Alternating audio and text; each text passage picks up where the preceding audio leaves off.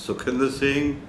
I'm from Chandigarh, and today is the 30th of April 2016. You're talking in particular about 6th of June 1984. On that particular day, I was in Amritsar with my sister who was going through a family partition. So there were walls being built in our home by the in-laws, which was traumatic enough. And then in the evening, in the daytime, all telephone lines were disconnected and there was a total curfew. It came without notice, and there were my sister, her 4 children, and 2 children of mine. We were there, and there were a couple of servants, and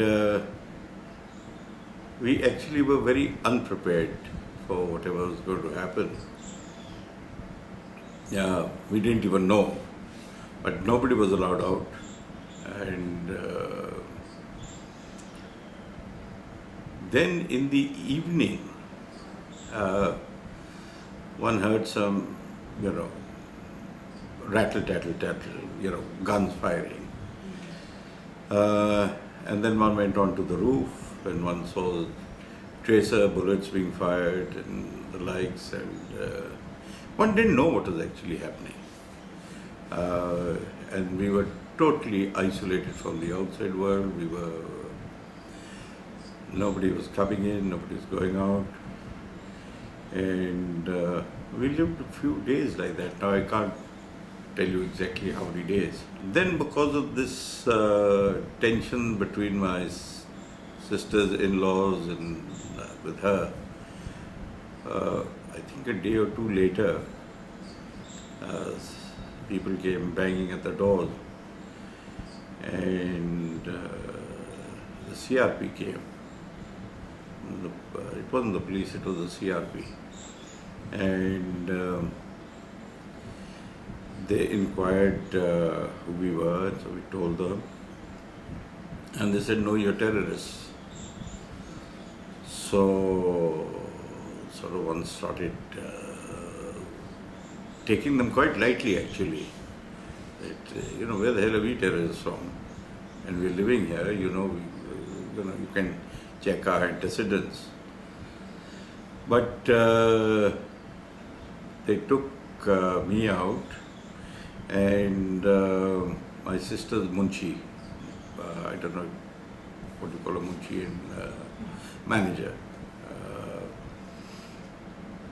took one out, and first they started sort of pushing me around and slapping me around, and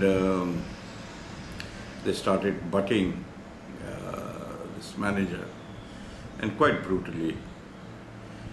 And this was in the afternoon, and it was very hot.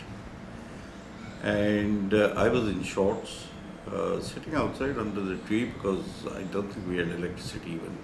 I can't really recollect electricity, actually it wasn't there, because I now recollect that we were cooking even on a stove. And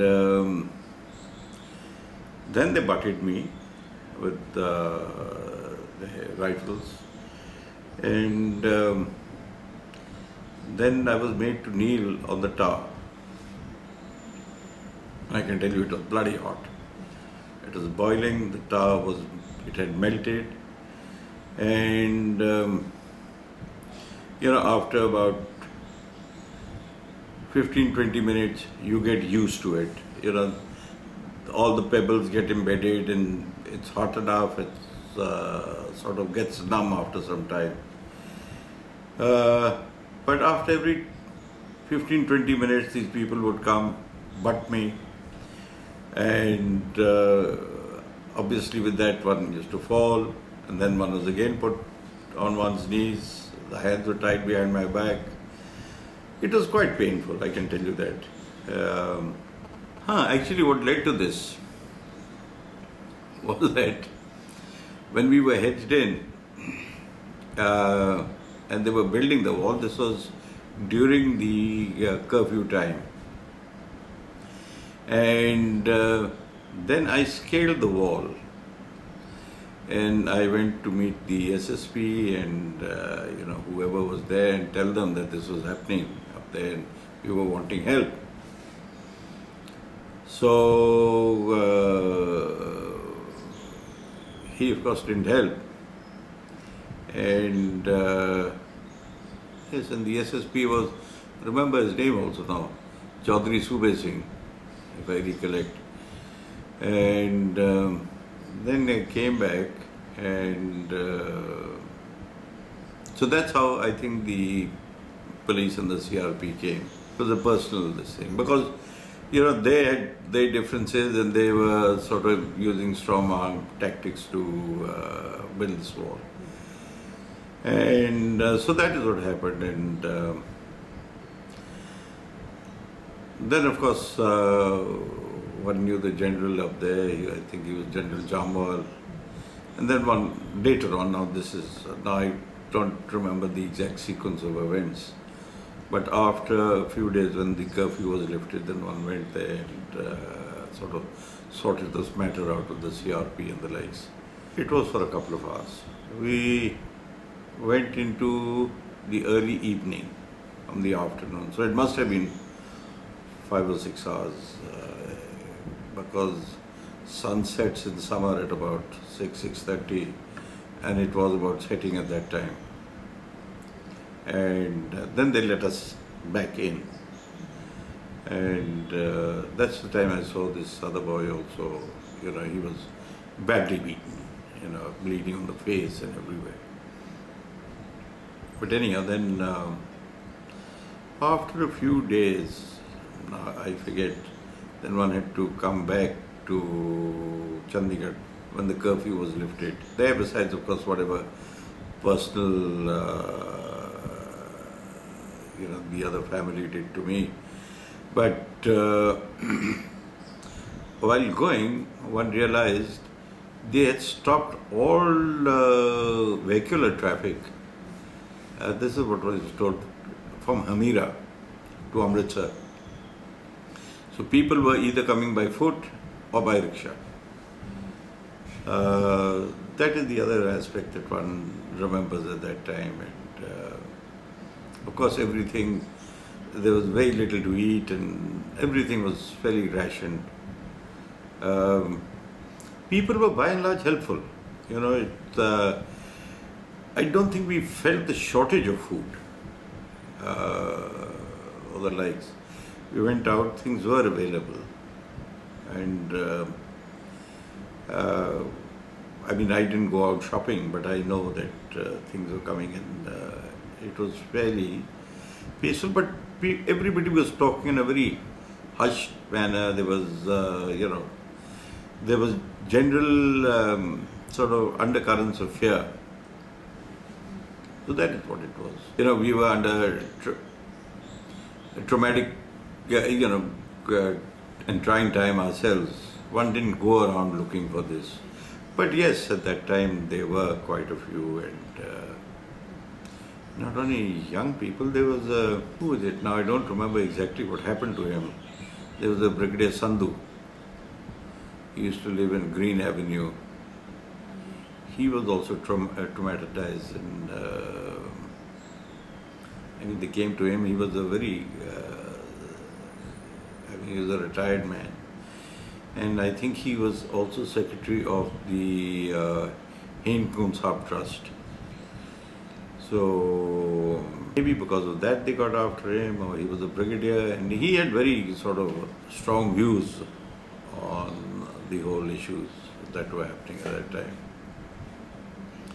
So that is my personal experience as far as 84 is concerned, June of 84. October 31st, I was in Baroda and I was catching a flight back to Delhi. My brother lives in Delhi, he used to live in Delhi. So, and one brother was in Baroda. I had gone to Baroda for work. and I was catching the flight. And before I caught the flight, one got this news that Indira Gandhi was assassinated. And I can tell you, I didn't feel sorry. I didn't feel sorry at all. In fact, I felt, which I did till today, is that she deserved what she got. We can debate this endlessly, but you have to pay for your sins, one way or the other. And this wasn't a sin, this was a cardinal sin. Anyhow, then I came to Delhi, and at that time there were no mobiles and the like, so I was waiting for my brother. And he didn't arrive, so then eventually I got through to him, and he says, I cannot come, all the roads are blocked, and they are looking for Sardars, and they are sort of pulling them out. And then he tried a few friends of ours to come and pick me up, who were Hindus, but they also couldn't get to the airport. And in fact, they thought they'd put me in the boot of the car and bring me. So anyhow, one had to spend the night up there. And there were quite a few people, because I had the morning connecting flight to Chandigarh. And so there were 8 or 10 of us, and some chaps also with hockey sticks up there. I don't know how. There must have been from some other place. So we all got together and sort of huddled around, and there were those ashtrays also that were there, pedestal sort of ashtrays in brass. So we kept them handy around us, and there was a lot of movement at the airport, VIPs and VVIPs, and everybody seemed to have been escorted with the army. So then we spent the night there, and obviously the airlines and nobody looked after us. And they caught the flight next morning to Chandigarh. There was a lot of tension, and there was talk of people getting together and sort of protecting themselves, and but nothing happened in Chandigarh. Definitely people were well aware, and they had their weapons out, and quite a few of us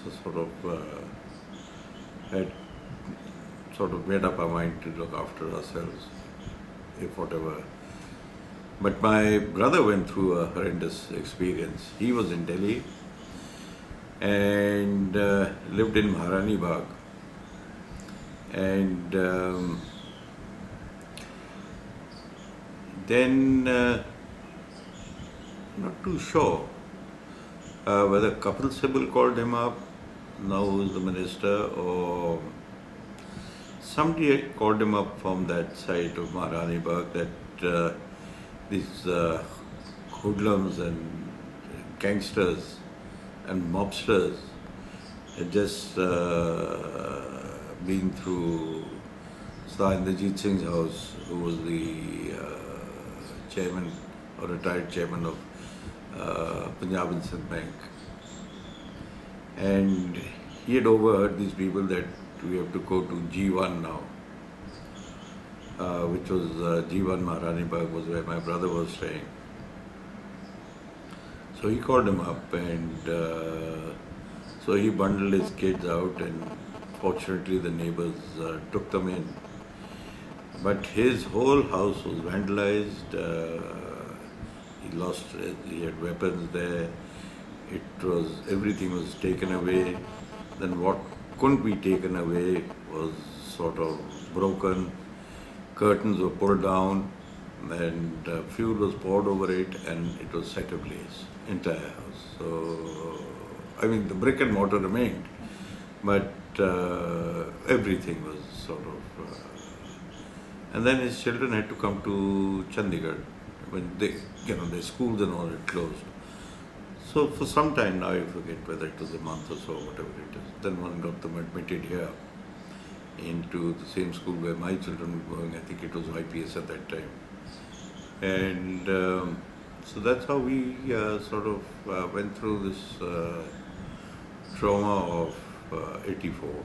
I'm very vocal, I mean, and I feel very strongly about it. And I got involved in politics then because I felt strongly about it.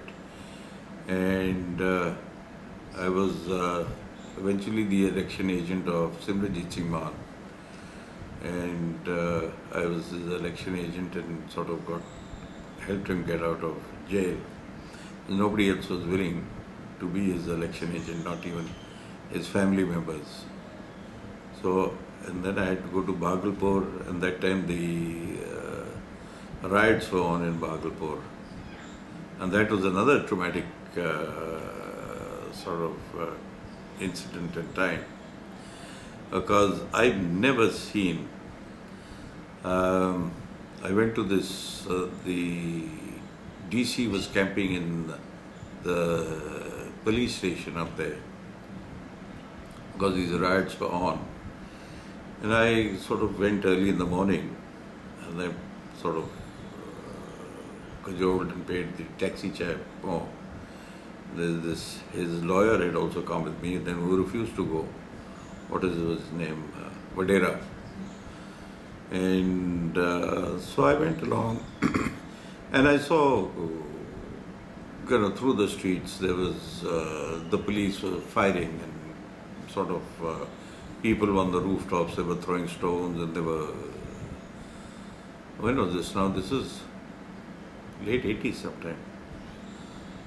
And then when I went to the police station, because I was told the DC was there, and it's a large compound, and one corner I saw a huge mound, and these walls are 17, 18 feet high, and this mound was going to the top, and they were all dead bodies here.